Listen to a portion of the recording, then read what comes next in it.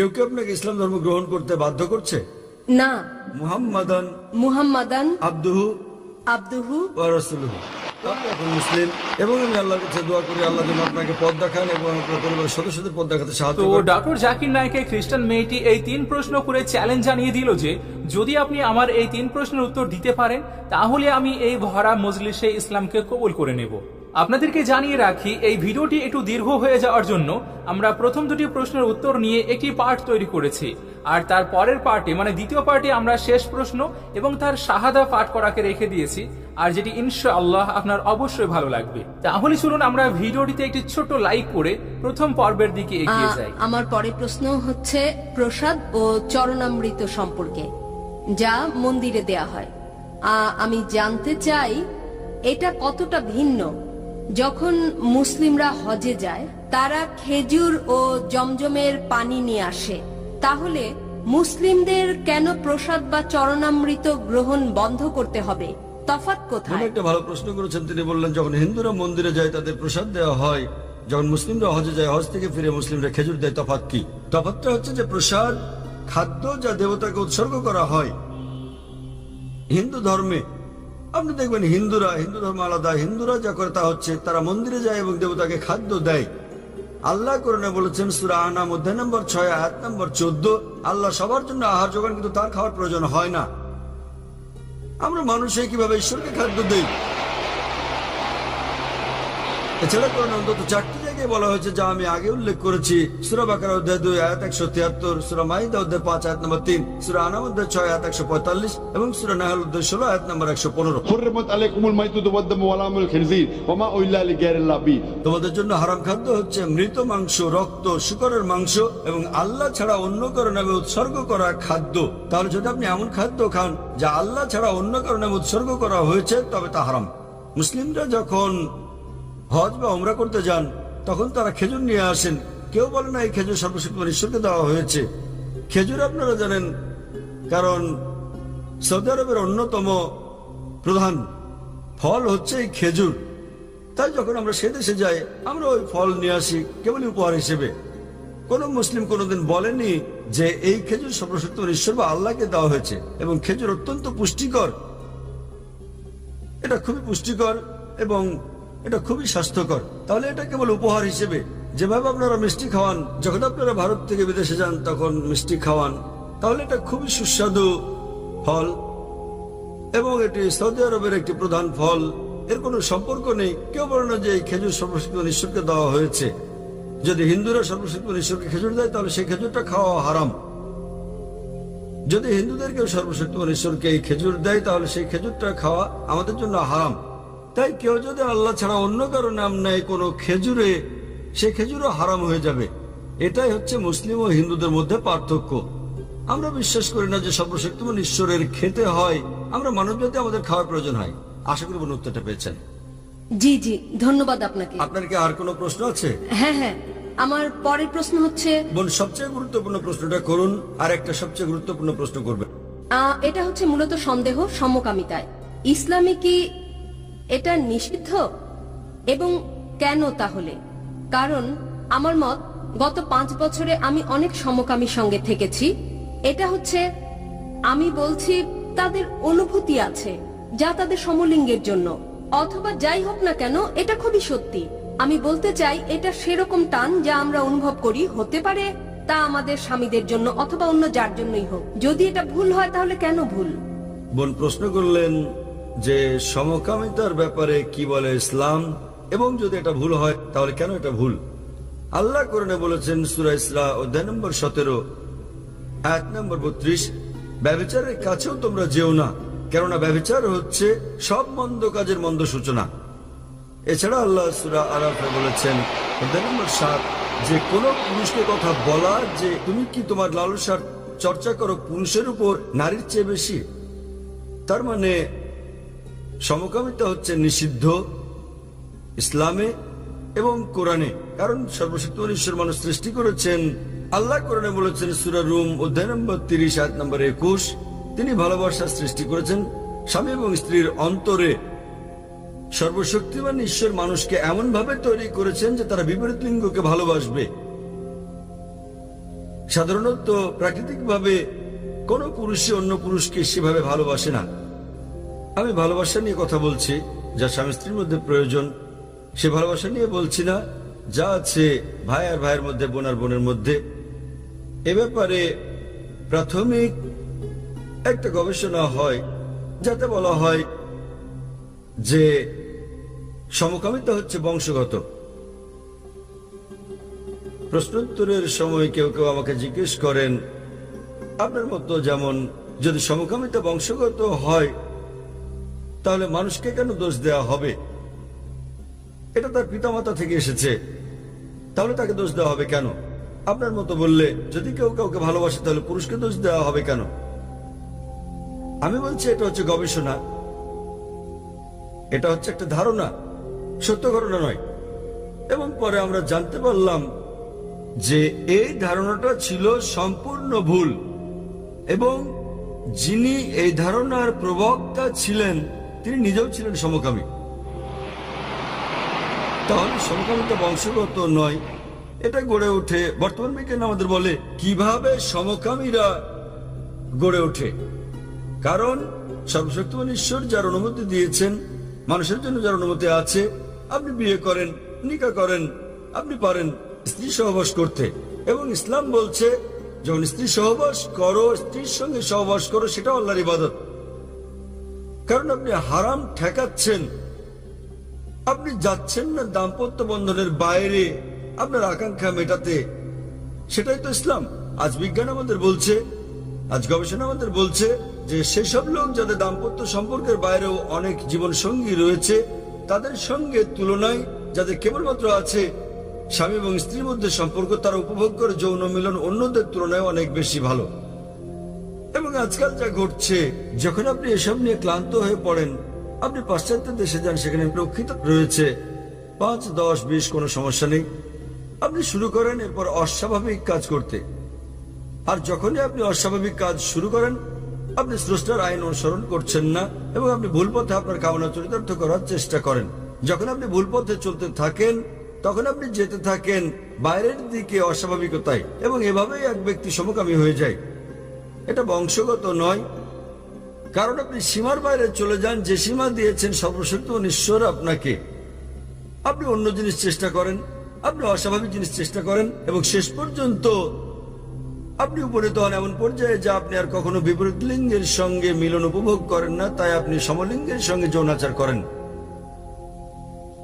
তাহলে বলে এখানে তারা সর্বশক্তিমান ঈশ্বরের আইন ভঙ্গ করে এবং তারা অস্বাভাবিক কাজ করে, আর এভাবেই তারা মানসিকভাবে পরিণত হয় সমকামীতে।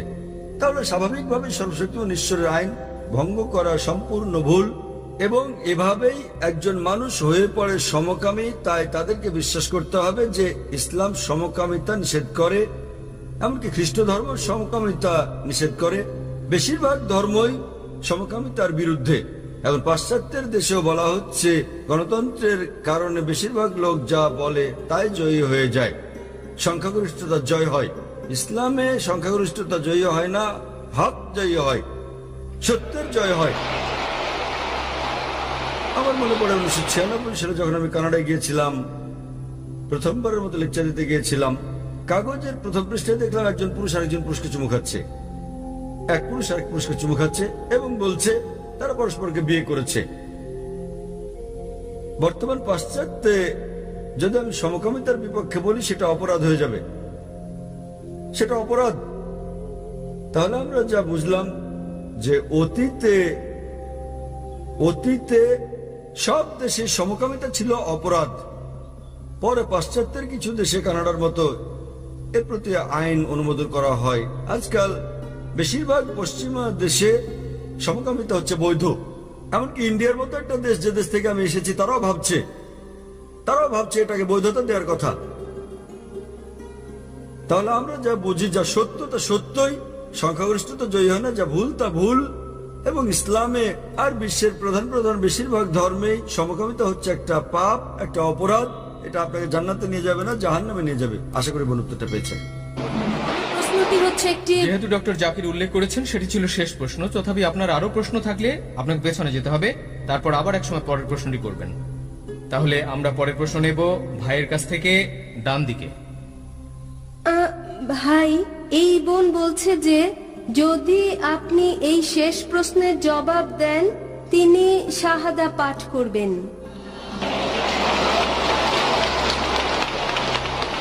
প্রশ্ন করুন। এখানে এই প্রশ্নটি হচ্ছে, আমি পড়েছি এটি এক নাস্তিকের লেখা, যাতে বলা হয়েছে এরকম: যখন আল্লাহ স্বর্গের উদ্যান সৃষ্টি করলেন তিনি সেখানে আদম ও ঈভকে পাঠালেন এবং কিন্তু তাদের নিয়ম ভঙ্গ করার কারণে তারা সেখানে যে ফলটি ছিল, আমি ফলটি চিনি না, যা নিষিদ্ধ ছিল, তাদেরকে উদ্যান থেকে বের করে দেয়া হয়, তাদেরকে বাগানের বাইরে নিক্ষেপ করা হয় এবং যে কারণে বলা হয়ে থাকে এরকম যে আপনাকে দৈনন্দিন রুজির জন্য কাজ করতে হয়, আপনার কাজ করার প্রয়োজন হয় এবং তাহলেই আপনার দৈনন্দিন রুজি উপার্জন হবে। এরকম এটাও বলা হয় যে নারী তাদের গর্ভধারণে বেদনা বাড়বে। এটা এখন পর্যন্ত একই ঘটনা ঘটছে। আমাদের কঠোর পরিশ্রম করতে হবে, আমাদের সংগ্রাম করতে হবে, দৈনন্দিন রুজির জন্য আমাদের প্রয়োজনীয় সবকিছু করতে হবে। এবং একই জিনিস নারীর ক্ষেত্রেও, যেমন তারা গর্ভধারণে মারা যাচ্ছে যদি তাদের বেদনা বৃদ্ধি পায়। কেন তাহলে আল্লাহ নিজেই তাদেরকে এত নির্মম কষ্ট দিয়ে যাচ্ছেন? আজ পর্যন্ত তারা একই রকম শাস্তি পাচ্ছে। অন্য মানুষকে ক্ষমা করার একটা দৃষ্টান্ত এটা কিভাবে হতে পারে যখন আল্লাহ নিজেই ক্ষমা করেননি অথবা আমাকে সঠিক পথে চালাননি? বোন অত্যন্ত সুন্দর একটা প্রশ্ন করেছেন। তিনি ঠিকই বলেছেন যে বোন আপনি যা উল্লেখ করেছেন এটা আছে বাইবেলে, আপনি যা বলেছেন তা উল্লেখ আছে বাইবেলে। আদম ও ঈভ, আল্লাহ তাদের প্রতি সন্তুষ্ট থাকুন, যখন তারা স্বর্গের বাগানে ছিলেন তারা সর্বশক্তিমান ঈশ্বরের নির্দেশ অমান্য করেছিলেন, যা উল্লেখ আছে বাইবেলে। এবং এটা উল্লেখ আছে জেনেসিস অধ্যায় নম্বর 3 অনুচ্ছেদ 23-এ যে সর্বশক্তিমান ঈশ্বর তাদেরকে শাস্তি দিলেন আর তিনি তাদেরকে বাগানের বাইরে নিক্ষেপ করলেন। এবং সর্বশক্তিমান ঈশ্বর বলেছেন জেনেসিস অধ্যায় 3 অনুচ্ছেদ 16-তে যে তোমরা নারীরা ঈশ্বরকে অমান্য করার কারণে তোমরা অনেক বেদনা সহ্য করে সন্তান জন্ম দেবে এবং তোমাদের আকাঙ্ক্ষা হবে স্বামীর কাছ থেকে তা পাওয়ার। তাই বাইবেল অনুযায়ী গর্ভধারণ নারীর জন্য একটি অভিশাপ। এখানে যার উদ্ধৃতি আপনি দিচ্ছেন তা হচ্ছে বাইবেল, এবং আমি আপনার সঙ্গে একমত যে কি করে ঈশ্বর ক্ষমা না করে পারেন। খ্রিস্ট ধর্মে সম্পূর্ণ দোষ বাইবেলে দেওয়া হচ্ছে নারীর উপর। ইভ ইভ ইভ, আল্লাহ তার উপর সন্তুষ্ট থাকুন। আপনি পড়ে দেখবেন কোরআন এমন একটি জায়গাও নেই কোরআনে যেখানে দোষ কেবল ইভের উপরে দেওয়া হয়েছে। আদম ও ঈভ উভয়কে সমানভাবে দোষী করা হয়েছে। আল্লাহ তাদের উপর সন্তুষ্ট থাকুন। যদি আপনি পড়েন কোরআন, এটা উল্লেখ আছে সূরা আরাফে অধ্যায় নম্বর 7 আয়াত নম্বর 19 থেকে 27 যে আদম ও ঈভ আল্লাহ তাদের উপর সন্তুষ্ট থাকুন, তারা ঈশ্বরকে অমান্য করেন, তারা উভয়ই অনুতপ্ত হন এবং উভয়কে ক্ষমা করা হয়েছে, তাদের সমানভাবে দোষারোপ করা হয়েছে। এমন একটা আয়াত নেই কোরআনে যেখানে কেবল ঈভের উপর দোষ দেওয়া হয়েছে। আল্লাহ তার উপর সন্তুষ্ট থাকুন। কিন্তু কোরআনে সূরা তাহায় একটি আয়াত রয়েছে অধ্যায় নম্বর 20 আয়াত নম্বর 121-তে বলা হয়েছে যে আদম আলাইহিস সালাম তিনি ঈশ্বরকে অমান্য করেছেন। তাহলে একটা আয়াত রয়েছে যাতে কেবল আদম আলাইহিস সালামের কথা বলা হয়েছে। তবে মোটের উপর যদি ভালো করে দেখেন কোরআন উভয়কে দোষারোপ করে, আদম এবং ঈভ তারা উভয়ই। আল্লাহ তাদের উপর সন্তুষ্ট থাকুন। বাইবেলে দোষ দেওয়া হচ্ছে কেবলমাত্র নারীকে, আর সে কারণেই সর্বশক্তিমান ঈশ্বর বলেছেন তোমরা বহন করবে সন্তান বেদনা সহ্য করে এবং তোমাদের আকাঙ্ক্ষা থাকবে সেটা স্বামীর কাছ থেকে। তো বাইবেল অনুযায়ী গর্ভধারণ একটা অভিশাপ, কিন্তু যদি আপনি কোরআন পড়েন গর্ভধারণ অভিশাপ নয়, গর্ভধারণ নারীর মর্যাদা বৃদ্ধি করে। আল্লাহ কোরআনে বলেছেন সূরা নিসা অধ্যায় নম্বর 4 আয়াত নম্বর 1 সেই নারীকে সম্মান করো যে তোমাকে গর্ভধারণ করেছে। এছাড়াও কোরআন বলছে সূরা লুকমান অধ্যায় নম্বর 31 আয়াত নম্বর 14 এবং সূরা আহকাফ অধ্যায় 46 আয়াত নম্বর 15 আমি মানুষকে পিতামাতার প্রতি সদয় হওয়ার নির্দেশ দিয়েছি, কষ্টের পর কষ্ট সহ্য করে মাতামাকে গর্ভধারণ করেছে এবং বেদনা সহ্য করে জন্ম দিয়েছেন। তাহলে এখানে আমরা বুঝি যে কোরআন বলছে যে আমাদের পিতামাতাকে সম্মান করতে হবে, বিশেষ করে মাকে। এবং আমাদের প্রিয় নবী মুহাম্মদ সাল্লাল্লাহু আলাইহি ওয়াসাল্লাম বলেছেন, এটা উল্লেখ আছে সহিহ বুখারীতে খণ্ড নম্বর 8 আদবের বই অধ্যায় নম্বর 2 হাদিস নম্বর 2 এক লোক আসলো মুহাম্মদ সাল্লাল্লাহু আলাইহি ওয়াসাল্লামের কাছে এবং তাকে জিজ্ঞেস করলো কে সবচেয়ে বেশি ভালোবাসা এবং সাহচর্য পাওয়ার যোগ্য এই পৃথিবীতে। নবী উত্তরে বললেন তোমার মা। লোকটি জিজ্ঞেস করলো তারপর কে? নবী আবার বললেন তোমার মা। লোকটি আবার জিজ্ঞেস করলো তারপর কে? নবী আবারও বললেন তোমার মা। তারপর লোকটি জিজ্ঞেস করলো তারপর কে? তখন চতুর্থবারের নবী বললেন যে তোমার বাবা। তার মানে 75% 3/4 ভালোবাসা ও সাহচর্য প্রাপ্য হচ্ছে তোমার মায়ের, 25%, 1/4 বাবার জন্য প্রাপ্য। সংক্ষেপে মা পাচ্ছেন গোল্ড মেডেল, তিনি পাচ্ছেন সিলভার মেডেল এবং ব্রোঞ্জ মেডেলটাও তিনি পাচ্ছেন। বাবাকে কেবল সান্ত্বনা পুরস্কার নিয়ে সন্তুষ্ট থাকতে হচ্ছে। তাহলে এই হচ্ছে ইসলামের শিক্ষা। ইসলামে গর্ভধারণ নারীর মর্যাদা বৃদ্ধি করে, এবং আমি আপনার সঙ্গে একমত। একবার সর্বশক্তিমান ঈশ্বর মানুষকে ক্ষমা করে দিয়ে কি করে তাদের শাস্তি পর শাস্তি দিতে পারেন? তাহলে এই হচ্ছে ইসলাম ও খ্রিস্ট ধর্মের মধ্যে পার্থক্য। বোন, আপনি কি এই উত্তরে সন্তুষ্ট? হ্যাঁ, অবশ্যই। তাহলে আপনি কি এখন ইসলাম গ্রহণ করতে চান? হ্যাঁ। আপনি কি বিশ্বাস করেন ঈশ্বর হচ্ছেন একজন? হ্যাঁ, বিশ্বাস করি। আপনি কি বিশ্বাস করেন যীশু খ্রিস্ট হলেন ঈশ্বর? না। আপনি কি বিশ্বাস করেন নবী মোহাম্মদ সাল্লাল্লাহু আলাইহি সাল্লাম সর্বশেষ ও চূড়ান্ত পয়গম্বর? হ্যাঁ, করি। কেউ কি আপনাকে ইসলাম ধর্ম গ্রহণ করতে বাধ্য করছে? না। আপনি স্বেচ্ছায় গ্রহণ করছেন ইসলাম? হ্যাঁ। নিজের মতে ইসলাম গ্রহণ করছেন আপনি? হ্যাঁ। কেউ আপনাকে ঘুষ টুস দিচ্ছে? না। ইনশাআল্লাহ আমি আরবিতে বলবো, আপনি আমার শুনে শুনে বলবেন।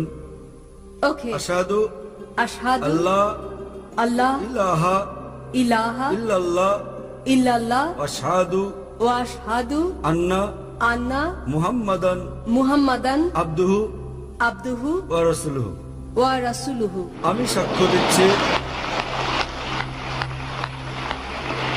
আমি সাক্ষ্য দিচ্ছি আমি সাক্ষ্য দিচ্ছি যে কোনো উপাস্য নেই কোনো উপাস্য নেই আল্লাহ ছাড়া, আল্লাহ ছাড়া। এবং আমি আরো সাক্ষ্য দিচ্ছি আমি আরো সাক্ষ্য দিচ্ছি যে যে নবী মুহাম্মদ নবী মুহাম্মদ হলেন হলেন বার্তাবাহক বার্তাবাহক এবং আল্লাহর বান্দা।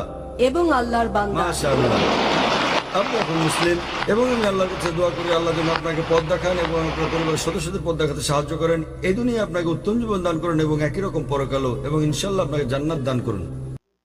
আলহামদুলিল্লাহ, আমরা তখন ডাক্তার জাকির নায়েক সাহেবের চমৎকার উত্তর শুনছিলাম। তো আজ পর্যন্ত এমন কোনো প্রশ্ন উত্তর হয় না যে ডাক্তার জাকির নায়েককে প্রশ্ন করা হয়েছে আর তিনি উত্তর দিতে পারেন নাই। ডাক্তার জাকির নায়েক সাহেবের কাছে প্রশ্ন করা হয়েছিল যে আপনি এত সুন্দর উত্তর কিভাবে দিতে পারেন, তো এবং তার মেধা সম্পর্কে জিজ্ঞাসা করা হয়েছিল এবং তিনি কতটুকু লেখাপড়া করেন সে সম্পর্কে তাকে একটা প্রশ্ন জিজ্ঞাসা করা হয়েছিল। তো তিনি বলছিলেন যে যখন আমি ডাক্তারি লাইন লেখাপড়া করি তখন আমি দৈনিক 5 ঘন্টা ঘুমাতাম, বাকি টাইম লেখাপড়ার মধ্যে ব্যস্ত থাকতাম। কিন্তু যখন দাওয়াতের লাইনে আসলাম এখন আমি দৈনিক 3 ঘন্টা ঘুমাই। চিন্তা করছেন, দৈনিক 3 ঘন্টা একটা লোক ঘুমায়, বাকি সময় মেহনত করে। আপনি ডাক্তার জাকির নায়েকের আগের একেবারে পূর্বের লেকচার দেখবেন যে তার শরীর চিকনা চাকনা, মনে হয় অনেক পরিশ্রমী, কিন্তু এরপর হয়তো তিনি পরিশ্রম কমায় দিয়েছেন, তার স্বাস্থ্য ভালো হয়েছে। তো যাই হোক, তিনি অনেক পরিশ্রম করতেন, অনেক মেহনত করতেন, আর তার মেধাও আলহামদুলিল্লাহ মাশাআল্লাহ আল্লাহ তাআলা অনেক মেধা তাকে দিয়েছেন। তো ডাক্তার জাকির নায়েক বলছেন যে এই দাওয়াতি লাইনে আসার আগে তাকে কেউ কিছু প্রশ্ন করলে তিনি তোতলামি করতেন, তোতলে কথা বলতেন, সুস্পষ্ট সুন্দরভাবে কথা বলতে পারতেন না। কিন্তু যখন এই লাইনে তিনি আসলেন, আল্লাহর কাছে দোয়া করলেন, আল্লাহ তাআলা তার সেই তোতলামি দূর করে দিয়েছেন। এই জন্য দেখবেন ডাক্তার জাকির নায়েক সাহেব লেকচার দেওয়ার পূর্বে তোতলামি দূর হওয়ার জন্য আল্লাহর কাছে দোয়া করে, রব্বি ইশরাহ লি সাদরি ওয়া ইয়াসসির লি আমরি ওয়াহলুল উকদাতাম মিন লিসানি ইয়াফকাহু কওলি। আল্লাহ আপনি আমার মুখের জড়তা দূর করিয়ে দেন। এভাবে তিনি দোয়া করতেন আর তার সেই মুখের জড়তা দূর হয়ে গেছে। এবং তিনি যখন উত্তর দেন, ডাক্তার জাকির নায়েক বলছেন যে আমি যখন উত্তর দেই তখন আল্লাহ তাআলা আমাকে সহযোগিতা করেন, এই জন্য আমার উত্তর দেওয়াটা সহজ হয়ে যায়। আল্লাহ পাকের সাহায্য আর সহযোগিতা না থাকলে এত লক্ষ লক্ষ মানুষের সামনে কঠিন থেকে কঠিন প্রশ্নের জবাব দেওয়াটা সহজ হতো না। আল্লাহ তাআলা সহজ করেছেন বিধায় তিনি জবাব দিতে পারেন। এর ক্রেডিট সব আল্লাহ তাআলার জন্য। ডাক্তার জাকির নায়েক সাহেব এখানে কোনো ক্রেডিট নেই। তিনি নিজেও বলেন যে সমস্ত প্রশংসা আল্লাহ তাআলার জন্য। তো ডাক্তার জাকির নায়েক সাহেবের সমস্ত প্রশ্ন উত্তর যদি আপনার ভালো লাগে থাকে, আপনি আমাদের চ্যানেলে সাবস্ক্রাইব করতে পারেন। আমাদের চ্যানেলে এরকম সুন্দর সুন্দর ভিডিও পাবলিশ করা হয় যাতে করে মুসলিম অমুসলিম সকলের উপকার হয়। প্রশ্ন উত্তর শুনলে আপনার অনেক কিছু জানা হবে, অনেক কিছু শেখা হবে, এবং আপনি অন্যের সাথে কথা বলতে পারবেন, অন্যের সাথে বুদ্ধিমত্তার সাথে কথা বলে মানুষদেরকে আকৃষ্ট করতে পারবেন, মুগ্ধ করতে পারবেন। মানুষ আপনাকে ভালোবাসবে, আপনাকে শ্রদ্ধা করবে। তাই চ্যানেলটি সাবস্ক্রাইব করে রাখুন এবং ভিডিও আসলে প্রত্যেকটা ভিডিও আপনি দেখবেন, অন্যকে দেখার জন্য শেয়ার করে দিবেন। আল্লাহ তাআলা আপনি আমাকে ভালো রাখুন। আর শেষে দোয়া করেছি আল্লাহ তাআলা ডাক্তার জাকির নায়েক সাহেবকে সুস্থ রাখুন, সুস্থতার সাথে আল্লাহ তাআলা দীর্ঘ জীবীর সাথে দিনের কাজ, কোরআনের কাজ, ইসলামের কাজ করা যাওয়ার তৌফিক দান করুন। বলুন